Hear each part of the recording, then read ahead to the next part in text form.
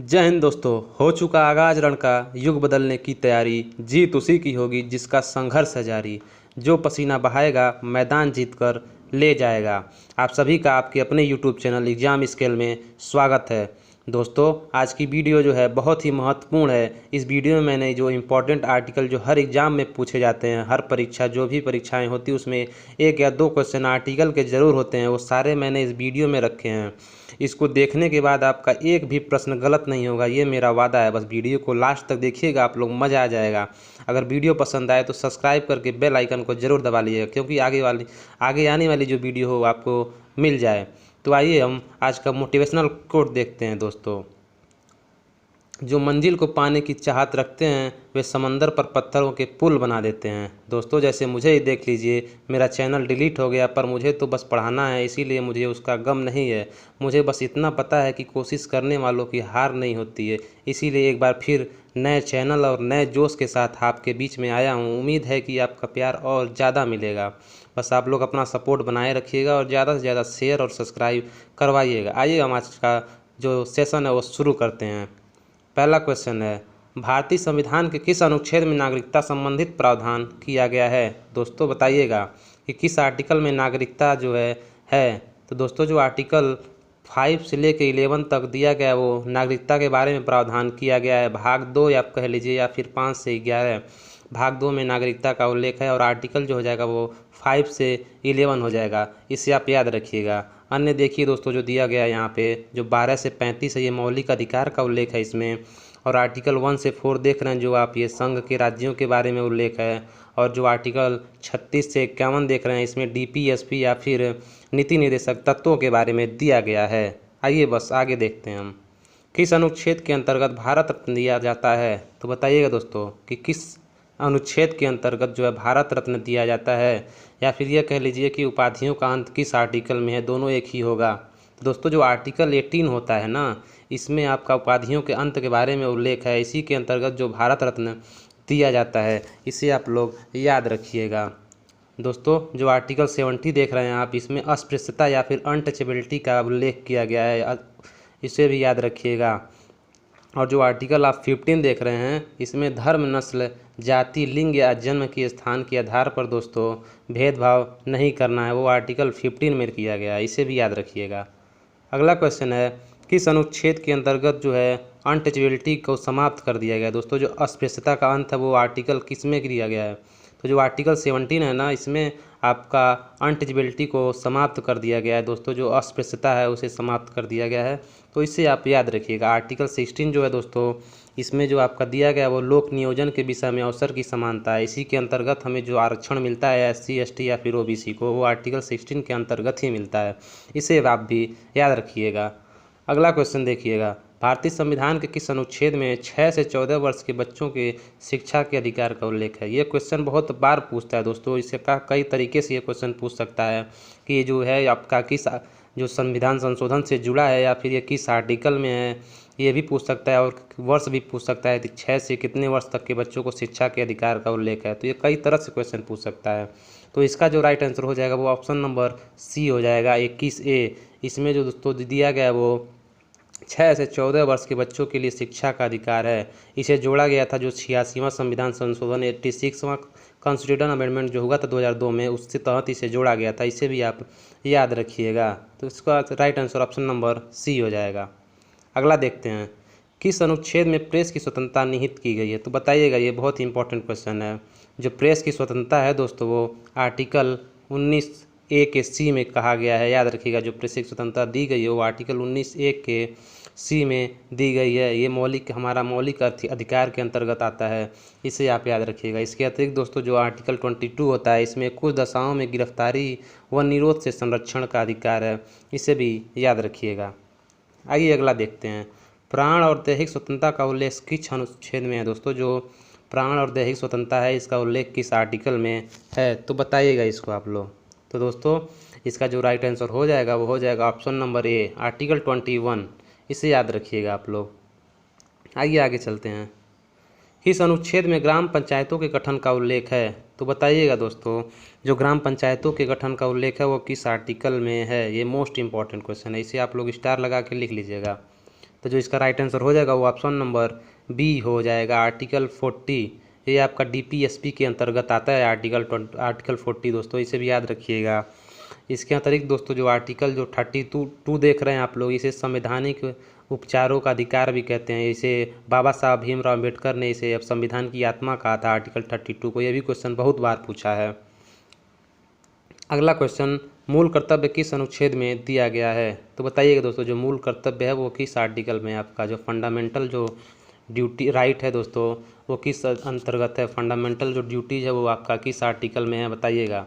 तो दोस्तों जो फंडामेंटल ड्यूटी है वो हमारे मूल संविधान में नहीं थी। इसे जो 44वां संविधान संशोधन किया गया है, जो आपका फंडामेंटल ड्यूटी है वो आपका 42वां संविधान संशोधन 1976 में जोड़ा गया था। जो इसका राइट आंसर हो जाएगा option number A. Fundamental duties को जो दोस्तों आपका जो संविधान संशोधन हुआ था उसी के तहत इसे जोड़ा गया था 42, जिसे हम मिनी कॉन्स्टिट्यूशन बोलते हैं। इसे भी याद रखिएगा, ऑप्शन नंबर ए इसका सही हो जाएगा। इसके अलावा दोस्तों जो आप आर्टिकल 51 देख रहे हैं, इसमें आपका अंतर्राष्ट्रीय शांति व सुरक्षा की अभिवृद्धि के लिए दिया गया है। इसे भी आप याद रखिएगा। अगला क्वेश्चन देखते हैं, भारत के राष्ट्रपति का उल्लेख किस अनुच्छेद से संबंधित है? दोस्तों बताइएगा, जो भारत का राष्ट्रपति है इसका उल्लेख किस आर्टिकल में है? तो यहाँ पे आप देख रहे हैं ऑप्शन नंबर 52, इसमें कहा गया है कि भारत का एक राष्ट्रपति होगा। और आर्टिकल जो 53 होता है दोस्तों, उसमें संघ की कार्यपालिका की जो शक्ति होती है वो राष्ट्रपति में निहित होती है, वो आर्टिकल 53 में लिखा गया है। इससे भी याद रखिएगा आप लोग। आइए अगला देखते हैं। अगला क्वेश्चन है दोस्तों, राष्ट्रपति पर महाभियोग चलाने की प्रक्रिया का उल्लेख किसमें है? बताइएगा दोस्तों, जो राष्ट्रपति हैं उन पर जो महाभियोग चलाया जाता है वो किस आर्टिकल के अंतर्गत चलाया जाता है? तो बता दें दोस्तों, जो आर्टिकल आपका 61 होता है, इसी के अंतर्गत जो राष्ट्रपति पर महाभियोग चलाया जाता है। अब आप पूछेंगे कि राष्ट्रपति पर क्यों महाभियोग चलाया जाता है? दोस्तों अगर राष्ट्रपति संविधान का उल्लंघन करते हैं तो संसद में इनके विरुद्ध महाभियोग चलाया जा सकता है। तो ये इंपॉर्टेंट क्वेश्चन है। अगला क्वेश्चन है, किस अनुच्छेद में भारत के उपराष्ट्रपति का उल्लेख है? दोस्तों भारत के जो वाइस प्रेसिडेंट होते हैं या फिर आप कह लीजिए जो राज्यसभा के सभापति होते हैं, उन्हें हम उपराष्ट्रपति कहते हैं। इनका उल्लेख किस आर्टिकल में है? दोस्तों जो आर्टिकल 63 है, इसमें ही उपराष्ट्रपति या फिर वाइस प्रेसिडेंट का उल्लेख है। और जो 64 आर्टिकल होता है उसमें उपराष्ट्रपति राज्यसभा का पदेन अध्यक्ष होगा, ये कहा गया है। तो इसे भी आप याद रखिएगा। अगला क्वेश्चन है, राष्ट्रपति को क्षमादान की शक्ति किस अनुच्छेद के द्वारा दी गई है? दोस्तों जो राष्ट्रपति को क्षमादान की शक्ति दी गई है वो बताइएगा किस आर्टिकल के अंतर्गत दी गई है? तो बता दें दोस्तों, जो इसका राइट आंसर हो जाएगा वो ऑप्शन नंबर बी हो जाएगा, याद रखिएगा। आर्टिकल 72 के अंतर्गत राष्ट्रपति क्षमादान की शक्ति प्राप्त है। अगला क्वेश्चन, भारत का एक महान्यायवादी होगा किस अनुच्छेद में कहा गया है? तो बताइएगा दोस्तों, भारत का एक महान्यायवादी होगा वो किस आर्टिकल के अंतर्गत है? तो बता दें दोस्तों, जो आर्टिकल 76 होता है, इस वो महान्यायवादी या फिर हम इसे अटॉर्नी जनरल बोलते हैं। इसे याद रखिएगा दोस्तों। जो वर्तमान में हमारे अटॉर्नी जनरल हैं उसको बताइएगा कमेंट बॉक्स में कि कौन है अटॉर्नी जनरल ऑफ इंडिया। इसका right answer option number B हो जाएगा। दोस्तों जो महान्यायवादी होते हैं वो राष्ट्रपति के प्रसाद पर्यंत कार्य करते हैं या फिर राष्ट्रपति इनकी नियुक्ति करते हैं। इनको कितना वेतन मिलेगा उसका भी राष्ट्रपति ही तय करते हैं, और ये कब तक कार्य करेंगे वो भी राष्ट्रपति ही तय करते हैं। तो मतलब सब कुछ इनका राष्ट्रपति के हाथ में होता है। अगला देखिएगा, कुछ दशाओं में दोनों सदनों की संयुक्त बैठक का उल्लेख किस अनुच्छेद में है? बताइएगा दोस्तों, जो संयुक्त बैठक बुलाई जाती है ज्वाइंट सीटिंग, वो किस आर्टिकल के अंतर्गत बुलाई जाती है? तो बताइएगा, ये इंपॉर्टेंट क्वेश्चन है। तो दोस्तों बता दें, जो ज्वाइंट सीटिंग बुलाई जाती है वो यदि किसी विधेयक के संबंध में दोनों सदनों में गतिरोध उत्पन्न हो गया हो तो संयुक्त अधिवेशन का प्रावधान किया गया है या फिर संयुक्त बैठक। तो इसका जो राइट आंसर है वो ऑप्शन नंबर सी हो जाएगा, याद रखिएगा। दोस्तों एक चीज़ और याद रखिएगा, जो धन विधेयक होता है इस पर हम ज्वाइंट सीटिंग या फिर संयुक्त बैठक नहीं बुला सकते हैं। अगला क्वेश्चन, धन विधेयक की परिभाषा कहाँ उल्लेख किया गया? दोस्तों धन विधेयक है, इसकी जो उल्लेख किया गया है वो कहाँ पर है? तो दोस्तों जो धन विधेयक या फिर मनी बिल है, इसका उल्लेख आर्टिकल 110 में किया गया है। इसे याद रखिएगा दोस्तों, धन विधेयक को है उसको इसमें परिभाषित किया गया है। अगला देखिएगा, राष्ट्रपति के द्वारा अध्यादेश जारी करने की शक्ति का उल्लेख किसमें है? बताइएगा दोस्तों, राष्ट्रपति किसके अंतर्गत जो है अध्यादेश जारी करते हैं। तो बता दें दोस्तों, संसद के अवकाश जब सत्र नहीं चलता है उस स्थिति में राष्ट्रपति को अध्यादेश जारी करने का अधिकार दिया गया है। तो याद रखिएगा, अध्यादेश जारी करने का अधिकार जो है आर्टिकल 1, 2, 3 के अंतर्गत है। ऑप्शन नंबर बी सही हो जाएगा। नेक्स्ट क्वेश्चन देखते हैं। उच्चतम न्यायालय दोस्तों, इसका उल्लेख और इसका गठन कहाँ पर है? दोस्तों जो उच्चतम न्यायालय है इसके अंतर्गत सर्वोच्च न्यायालय के गठन का वर्णन किया गया वो आर्टिकल है आपका 124। आर्टिकल 124 में आपको कहा गया है कि एक उच्चतम न्यायालय होगा और उसका गठन का उल्लेख है, इसे याद रखिएगा। दोस्तों जो आर्टिकल 129 होता है 129 इसके अंतर्गत जो सर्वोच्च न्यायालय होता है वो एक अभिलेख न्यायालय होता है, ये भी याद रखिएगा, ये भी क्वेश्चन पूछता है। नेक्स्ट क्वेश्चन है, उच्चतम न्यायालय से परामर्श करने की राष्ट्रपति की शक्ति का उल्लेख किस अनुच्छेद में है? बताइएगा दोस्तों कि उच्चतम न्यायालय से परामर्श करने की शक्ति का उल्लेख आर्टिकल किस में है? ये क्वेश्चन आप लोग जल्दी से बताइएगा। तो जो इसका राइट आंसर हो जाएगा 143। ऑप्शन नंबर सी इसका सही हो जाएगा। दोस्तों आर्टिकल 143 के तहत दोस्तों राष्ट्रपति उच्च न्यायालय के न्यायाधीश से परामर्श ले सकते हैं, पर उनकी बातों को मानने के लिए राष्ट्रपति बाध्य नहीं होगा। अगला क्वेश्चन है, भारत का नियंत्रक महालेखा परीक्षक का पद दोस्तों किस अनुच्छेद में कहा गया है? दोस्तों जो हमारे CAG होते हैं उसका जो उल्लेख किया गया है वो आर्टिकल 148 में कहा गया है। दोस्तों नियंत्रक एवं महालेखा परीक्षक की जो नियुक्ति होती है वो राष्ट्रपति के द्वारा की जाती है, इसे भी याद रखिएगा। अगला क्वेश्चन, राज्यों के राज्यपाल का उल्लेख किस अनुच्छेद में दिया गया है? बताइएगा दोस्तों, जो राज्यों के राज्यपाल का उल्लेख है वो किस आर्टिकल में है? तो बता दें दोस्तों, जो आर्टिकल 53 होता है इसी के अंतर्गत दोस्तों राज्यपाल का उल्लेख किया गया है, इसे याद रखिएगा। ऑप्शन नंबर बी सही हो जाएगा। यहाँ पर आप देख रहे हैं आर्टिकल 169 दोस्तों, जो 169 है इसमें राज्यों में विधान परिषदों की रचना या उनकी समाप्ति विधानसभा द्वारा बहुमत से पारित प्रस्ताव तथा संसद द्वारा इसकी स्वीकृति से संभव है। तो आर्टिकल 169 में आपका विधान परिषद का उल्लेख है, इसे याद रखिएगा। 117 में 170 में आपका विधानसभा हो जाएगा और 169 में आपका विधान परिषद है। अगला क्वेश्चन, राज्य के विधानमंडल का गठन किस अनुच्छेद में द्वारा होता है? तो बताइएगा दोस्तों, यहाँ पे ऑप्शन में गलती हो गई है, यहाँ पर 16 और 8 होना चाहिए था। तो इसका राइट आंसर हो जाएगा 168। जो विधानमंडल है उसका गठन जो 168 के अंतर्गत होता है, इसमें जो 3 होते हैं भाग होते हैं दोस्तों इसके, पहला राज्यपाल होता है, इसमें विधानसभा और विधान परिषद, ये तीनों इसमें होते हैं। तो 168 में आपका विधानमंडल हो जाएगा, 169 जो है आपका यहाँ पे विधान परिषद हो जाएगा और 170 में आपका विधानसभा हो जाएगा। 179 देख रहे हैं दोस्तों, यहाँ पे जो है इसको संसद का उल्लेख है, इसमें भी 3 भाग होता है दोस्तों। संसद में जो राष्ट्रपति होते हैं, लोकसभा और राज्यसभा, इसे भी याद रखिएगा। अगला देखिएगा, राज्यों के लिए उच्च न्यायालय का उल्लेख किस अनुच्छेद में है? तो बताइएगा दोस्तों, राज्यों के लिए किस अनुच्छेद में उल्लेख है इसका? दोस्तों जो संविधान में राज्यों उच्च न्यायालय का उल्लेख किया गया वो आर्टिकल 214 में किया गया। ऑप्शन नंबर सी हो जाएगा। दोस्तों इसमें लिखा गया है कि सभी राज्यों के लिए उच्च न्यायालयों की व्यवस्था होगी, इसे याद रखिएगा।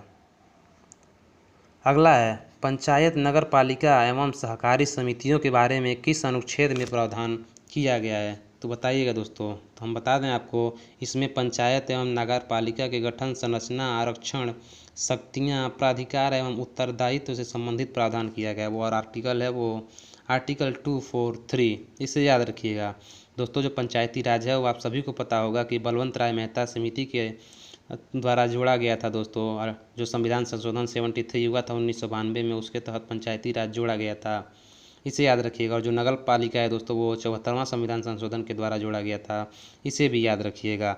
और जो सहकारी समिति है दोस्तों वो 97 जो 97वां संविधान संशोधन हुआ था उसके तहत सहकारी समितियों को जोड़ा गया था, ये भी याद रखिएगा। आइए आगे चलते हैं। संचित निधि का उल्लेख किसमें है? बताइएगा दोस्तों, मोस्ट इम्पॉर्टेंट है कि संचित निधि का उल्लेख किसमें है। तो बता दें दोस्तों, जो भारत की संचित निधि होती है जिसमें सरकार की सभी मौद्रिक अभिष्टियाँ एकत्र रहेंगी, विधि सम्मत प्रक्रिया के बिना इससे कोई भी राशि नहीं निकाली जाएगी। तो इसे याद रखिएगा दोस्तों। जो संचित निधि है इसी के द्वारा जो राष्ट्रपति हैं या फिर मंत्री हो गए, कोई राज्यपाल या फिर सर्वोच्च न्यायालय के न्यायाधीश या फिर उच्च न्यायालय के सभी को जो वेतन दिया जाता है वो संचित निधि से ही दिया जाता है। और जो इसका आर्टिकल हो जाएगा वो 226 हो जाएगा दोस्तों, 266 या फिर 266 में इसका उल्लेख है। ऑप्शन नंबर बी इसका सही हो जाएगा। आर्टिकल जो 267 देख रहे हैं दोस्तों, जो 267 यहाँ पे दिया गया है, इसमें संसद विधि द्वारा एक आकस्मिक निधि स्थापित कर सकती है जिसमें अकस्मात उत्पन्न परिस्थितियों के लिए राशि एकत्र की जाएगी। इमरजेंसी के लिए दोस्तों इसमें राशि रखी जाती है 267 में। इसका right answer option number B हो जाएगा। अगला क्वेश्चन, संघ के वित्त आयोग का उल्लेख किस अनुच्छेद में है? बताइएगा दोस्तों, जो वित्त आयोग का उल्लेख है संघ का, उस किस में किया गया है? तो बता दें आपको, जो राष्ट्रपति होते हैं वो हर 5वें वर्ष एक वित्त आयोग का स्थापना करते हैं जिसमें अध्यक्ष के अतिरिक्त 4 अन्य सदस्य होंगे तथा जो राष्ट्रपति के पास केंद्र एवं राज्यों के बीच करों के वितरण के संबंध में अनुशंसा करेंगे। तो इसका जो राइट आंसर हो जाएगा ऑप्शन नंबर ए हो जाएगा। अगला देखते हैं, संपत्ति का अधिकार किस अनुच्छेद में दिया गया है? बताइएगा दोस्तों। तो पहले हम बता दें आपको, जो संपत्ति का अधिकार है ये पहले हमारा मौलिक अधिकार था, इसे याद रखिए। लेकिन जो 44वां संविधान संशोधन 1978 हुआ उसमें इसको हटा करके इसे कानूनी अधिकार या फिर वैधानिक अधिकार बना दिया गया और इसे आर्टिकल 300 क में जोड़ दिया गया था। तो याद रखिएगा दोस्तों, राज्य किसी भी व्यक्ति को उसकी संपत्ति से वंचित नहीं करेगा। पहले यह प्रावधान मूल अधिकार के अंतर्गत था, पर संविधान के जो 44वां संविधान संशोधन 1978 द्वारा इसे अनुच्छेद 300 क में एक सामान्य वैधानिक या फिर कानूनी अधिकार के रूप में अवस्थित किया गया। याद रखिएगा, ऑप्शन नंबर बी सही हो जाएगा। अगला है, किस अनुच्छेद के अंतर्गत नई अखिल भारतीय सेवाओं का प्रावधान है? दोस्तों, जो नई अखिल भारतीय सेवाओं का प्रावधान किया गया है वो आर्टिकल आपका 312 में किया गया है। इसमें कहा गया है कि राज्यसभा विशेष बहुमत द्वारा नई अखिल भारतीय सेवाओं की स्थापना की अनुशंसा कर सकती है, इसे याद रखिएगा।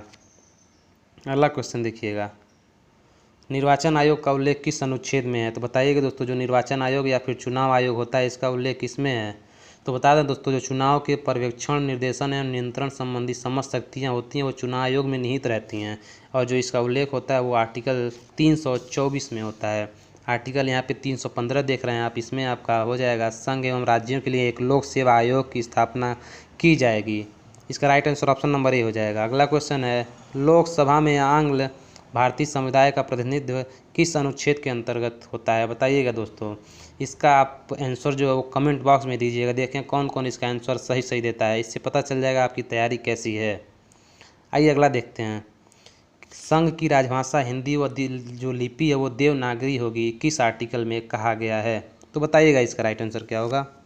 तो बता दें दोस्तों, जो संघ की आधिकारिक भाषा होती है वो देवनागरी लिपि में लिखी गई हिंदी होगी। ये आर्टिकल जो है 343 में कहा गया। ऑप्शन नंबर बी इसका सही हो जाएगा। हमारे संविधान में दोस्तों कुल 22 भाषाएं हैं, इसे भी याद रखिएगा आप लोग वर्तमान में। अगला देखिएगा, आपातकाल का उल्लेख निम्न में से किस अनुच्छेद में दिया गया है?